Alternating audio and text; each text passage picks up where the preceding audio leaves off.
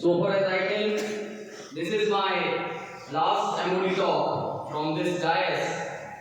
If the things will go in the manner which I am planning, but if God is planning something else, then I will have to abide by His decision also. So respected teachers and learned students, I am calling you learned students in a very satirical manner, because I wanted to show mirror in front of you of your school as MOD and as a teacher. My dear students, sometimes you think that whatever we speak from here, whatever candid views we express, sometimes they are very demotivating for you. But my dear students, demotivation is also a sort of motivation. And first of all, I would like to give you the target that now the real countdown had started. There are only 95 days left for our board examinations. आज से अगर आप दिनों को गिनो तो 95 days आपके पास बचते हैं अपने बोर्ड एग्जाम के लिए। 15 फरवरी से आपके एग्जाम्स हैं। And generally we say that there are 3 things which are necessary for anything, and 3 P's, that is planning, preparation and presentation. The 2 phases are already over. Planning part खत्म हो चुका है, preparation part खत्म हो चुका है। अब तो आपको फाइनल प्रेजेंटेशन करना है, क्योंकि अभी आपके प्री बोर्ड भी स्टार्ट होने वाले। अब आपका तो काम ये है कि कम से कम जितने मॉक टेस्ट, जितने स्लिप टेस्ट आप दे सकते हैं, सैंपल पेपर, मॉडल पेपर में से आपको दीजिए, और उसके बाद अपनी जो भी लर्निंग गैप्स आपके हैं उनको सामने लेके आइए, और उसी के बेस के ऊपर टीचर्स अपनी टीचिंग करेंगे। लेकिन उसके लिए प्लानिंग थोड़ी सी ये रखनी पड़ेगी कि आपको 6 एग्जाम्स देने हैं, और 95 को अगर 6 से अगर आप डिवाइड करते हो तो आपके पास एक एग्जाम के लिए मुश्किल से 15 या 16 दिन बचते हैं। यानी इंग्लिश के लिए रिवीजन के लिए 15 से 16 दिन है। और इतना भी आपको पता होना चाहिए कि इंग्लिश के पेपर में 12th में 13 क्वेश्चंस आते हैं, यानी एक दिन में अगर आपने एक क्वेश्चन की तैयारी भी की तो ज्यादा से ज्यादा आप केवल एक क्वेश्चन पेपर को सॉल्व ही कर पाओगे। So that is why at the very beginning of the academic session we told you that planning is important, preparation is important, but now it is the time to present, and I hope that you will give a very, as what you can say, very nice result, but the reality is totally different. आज से ही पूरे India में सफल का exam हो रहा है। सफल यानी कि structured assessment for analysing learning, यानी कि पूरे देश में जो लर्निंग हो रही है उस लर्निंग की स्थिति क्या है। लास्ट ईयर हमारे स्कूल में सफल का एग्जाम हुआ था, 8th क्लास के बच्चों ने दिया था, लेकिन शायद आपको उसका रिपोर्ट कार्ड नहीं बताया गया। रिपोर्ट कार्ड इसलिए नहीं बताया गया क्योंकि रिपोर्ट कार्ड बताने लायक है भी नहीं। Coincidentally I was sitting with MG sir, और एमजी सर के पास में ऐसे आंकड़े हैं स्कूल के और देश के कि मुझे लगता है कि सर अगर यहाँ पे अपना एक प्रेजेंटेशन कभी दें तो आप लोगों की आंखें खुल जाए शायद से। तो हम जब डिस्कशन कर रहे थे तो सर ने बोला कि ये सर सफल का रिजल्ट आया है। मैंने बोला मुझे बताओ सर। तो हमने देखा सफल एक ऐसा एग्जाम है, पहली बात तो मैं ये बता दूं, जो क्लास 5th और 8th के लेवल के ऊपर स्टूडेंट्स का होता है पूरे कंट्री में, and the analysis is done on the basis of national level, then your state level, then your district level and your school level. तो हमें बड़ा ही दुख के साथ ये कहना पड़ रहा है कि नवोदय विद्यालय में जो एक क्रीम स्टूडेंट्स आते हैं, हम कहते हैं कि आफ्टर स्क्रूटनी, आफ्टर सिलेक्शन हम अपने स्टूडेंट्स को लेते हैं, उनके केवल 55 बच्चों ने लास्ट ईयर एक सफल का एग्जाम दिया था, जो आज भी होगा वापस, आज से चालू है प्रोसेस, इंग्लिश में, मैथ्स में और साइंस में, in order to find out the learning gap. और हमारा जो एवरेज है वो नेशनल से तो कम है ही, स्टेट से भी हमारा एवरेज कम है, और हमारा टॉप का जो डिस्ट्रिक्ट है उससे भी हमारा एवरेज नवोदय विद्यालय का कम है। तो ये एक बहुत ही शॉकिंग तस्वीर है।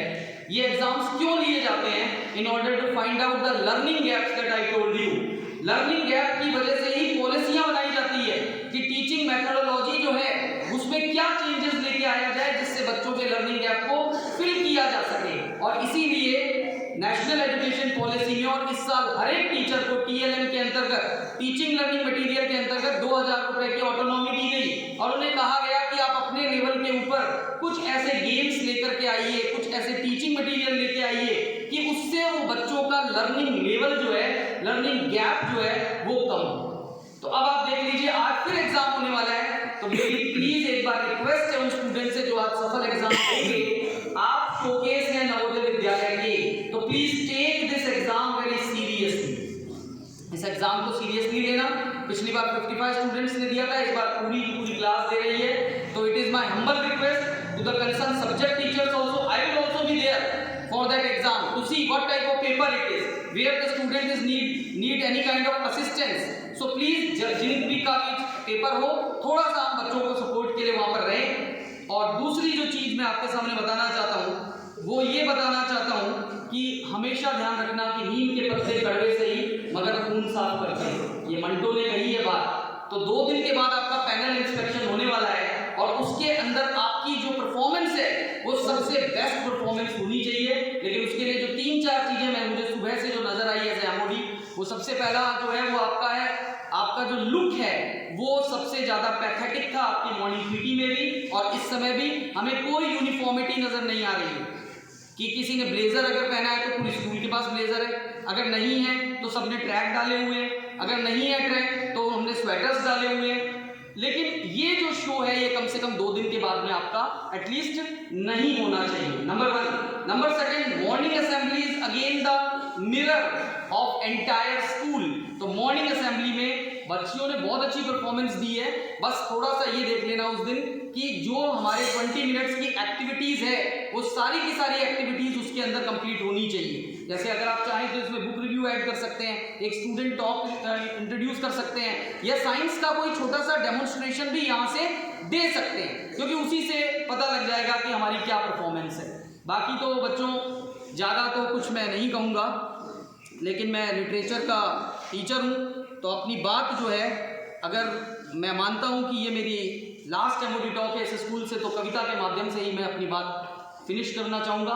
मैंने यहाँ से काफ़ी आपको बातें बताई, बच्चों ने इम्प्लीमेंट भी किया, रिजल्ट्स काफ़ी अच्छे भी रहे आप लोगों के। कई मामलों में आपको डांटना भी पड़ता है, लेकिन हम हमेशा कहते हैं कि शिक्षक का जो कर्तव्य है वो तो यही है, जिस दिन हम अपने इस पद से विमुख हो गए समझ लो हम उस दिन शिक्षक नहीं रहेंगे, है ना। ऐसा कहा भी गया है कि बिंबिसार जो इतिहास में राजा था, उसने एक बार यूरोप से 3 चीजें मांगी, उनमें से एक चीज जो थी वो शिक्षक था। सोफीज कहते थे उनको, सोफिकल्स यानी कि लर्नेड पर्सनैलिटीज। यूरोप के राजा ने बाकी की 2 चीजें उसे दे दी, लेकिन उसने शिक्षक को देने से इनकार कर दिया, क्योंकि उसने कहा शिक्षक मेरे राष्ट्र की इंटेलेक्चुअल प्रॉपर्टी है और ये चीज एक्सचेंज की नहीं है। That was the value of teacher. So तुम्हारा जो जीवन है वो भी संघर्ष से भरा हुआ है। तुम्हें लगता है रोज तुम्हें किसी न किसी कदम पे डांटा जाता है, फटकारा जाता है, लेकिन ये मान के चलिए कि ये युद्ध है, एक संघर्ष है, जीवन एक संघर्ष है। बिना संघर्ष और युद्ध के ये जीवन कुछ नहीं है। और कहा भी गया है कि युद्ध नहीं जिनके जीवन में वो भी बड़े अभागे होंगे, या तो प्रण को छोड़ा होगा या फिर रण से भागे होंगे। तो ना तो हमें रण से भागना है और ना हमें अपने जो प्रण हमने अपने माता पिता को दिया है, समाज को दिया है, और जिस सफल एग्जाम के द्वारा हमारे इस कंट्री के अंदर रिजल्ट्स एनालिसिस हो रहा है कि कौन सा स्कूल किस लेवल के ऊपर है। तो मैं अपनी अंतिम जो बात है वो एक छोटी सी कविता है, ज़्यादा लंबी कविता है नहीं, अधिक समय नहीं लूँगा। यदि आपको कुछ समझ में आए, जीवन में ये हमेशा याद रखना, इस विद्यालय से कहीं भी निकल जाओ, युद्ध एक संघर्ष ये जीवन है और हमें उस संघर्ष को जीतना ही है। तो ये एक कविता भी है कन्हैयालाल सेठिया की, राजस्थान के बहुत प्रसिद्ध कवि हुए हैं, इसीलिए मैं बता भी रहा हूँ। वो जनरली केवल पाथर और पीतल कविता के लिए ही फेमस माने जाते हैं, लेकिन उनकी ये कविता यदि आप पढ़ें तो आपको निसंदेह जब जब आप निराश हो जीवन में, जब जब आपको लगे कि मैं अपनी तैयारी किस तरीके से करूं किसी भी चीज के लिए, चाहे वो कॉम्पिटिटिव एग्जाम हो, चाहे बोर्ड एग्जाम हो, चाहे आपके गेम्स एंड स्पोर्ट्स हो, तो याद कीजिएगा कि समर ये जो युद्ध है ये हमें हारना नहीं है। तो कविता है कि युद्ध नहीं है नाश मात्र ही, युद्ध स्वयं निर्माता है, और लड़ा ना जिसने युद्ध राष्ट्र वह कच्चा ही रह जाता है। हम कहते हैं कि युद्ध बुरा है, युद्ध बुरा नहीं है, युद्ध स्वयं निर्माता है, और लड़ा ना जिसने युद्ध राष्ट्र वह कच्चा ही रह जाता है। और नहीं तिलक के योग्य शीश वह जिस पर हुआ प्रहार नहीं, और रही कुंवारी मुट्ठी वह जो पकड़ सकी तलवार नहीं। हुए न शत घाव देह पर तो फिर कैसा सांगा है, हुए न शत घाव देह पर तो फिर कैसा सांगा है। माँ का दूध लजाया उसने केवल मिट्टी रांगा है, और राष्ट्र वही चमका है जिसने रण का आतप झेला है, और लिए हाथ में शीश समर में जो मस्ती में खेला है। राजस्थान तो अपने शूरवीरों के लिए प्रसिद्ध है। जिस व्यक्ति ने अपने जीवन में युद्ध नहीं लड़ा, संघर्ष नहीं किया, तो आप समझ लीजिए कि उसके जीवन में कुछ नहीं है।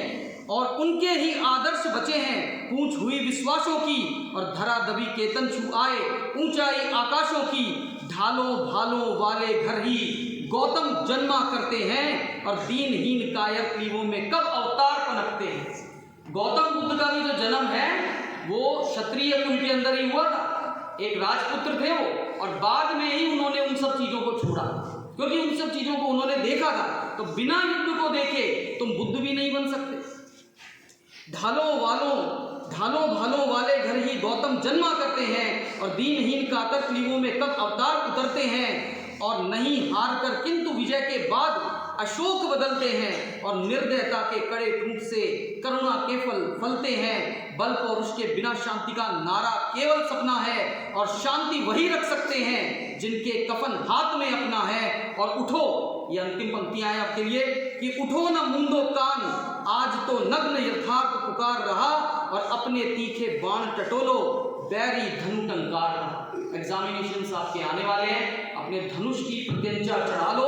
और इन्हीं शब्दों के साथ मैं ये आशा करता हूँ कि आप बहुत ही बेहतरीन रिजल्ट देंगे, ना केवल इस जीवन में, ना केवल अपने सफल एग्जामिनेशन में, बल्कि अपने जीवन में आप लोग सफल होंगे। और फिर अपनी अंतिम बात उसी बात से कहता हूँ जो मैं क्लास में जनरली कहा करता हूँ, success has many father, failure has none. सफलता के कई पिता होते हैं और विफलता अनाथ होती है, इसलिए कभी जीवन में विफल मत होइए। जब आप सफल होंगे, everybody will be there to take the credit of your success, but remember if you fail come to your teachers. अगर जीवन में भगवान ना करे विफल हो तो उस दिन हमसे मिलने जरूर आ जाना। सफल हो जाओ तो अपनी सफलता लेकर के किसी को भी सफलता का क्रेडिट दे देना, क्योंकि हम यहाँ पर विफल बच्चों के लिए बैठे हैं, ये देखने के लिए कि क्या कमी रह गई थी हमारे सिस्टम में, हमारी टीचिंग में, हमारे व्यवहार में, जिसकी वजह से हम एक सफल बच्चा ना दे सके। लेकिन मुझे पूरा विश्वास है, ये मैं दावे के साथ कह सकता हूं कि नवोदय का स्टूडेंट कभी विफल हो नहीं सकता। इन्हीं शब्दों के साथ जय हिंद, जय भारत, जय नवोदय।